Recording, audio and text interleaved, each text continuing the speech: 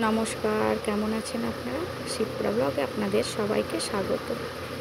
ভোলে বাবার নাম নিয়ে যে গাছটিই লাগাই সেটাতে ফুল হোক ফল হোক বেশ ধরে। এই ছোট্ট মতো গাছটিতে অনেকগুলি লেবু ধরেছে, বেশ ভালোই লাগছে বলুন। যাই হোক, মাটির এই কলসি থেকে জলটা নিয়ে নিচ্ছি মাটির হাঁড়িতে। ফ্রিজের জল নেব না, এই জলটা খাওয়াই বেশি উপকার।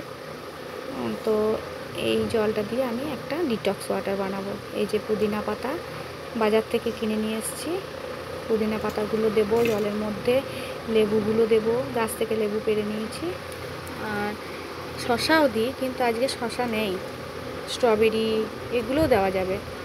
তো এরপর এটা সারা রাত্রি ভিজবে। এখন বাজে ঘড়িতে 11:15 মতো। তো এটা সারা রাত্রি ভিজবে জলের মধ্যে।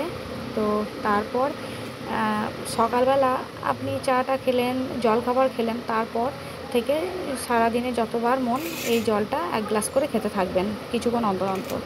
দেখবেন উপকার পাবেন, এনার্জিও পাবেন, কারণ এটা আমি খাই, খেয়ে উপকার পেয়েছি।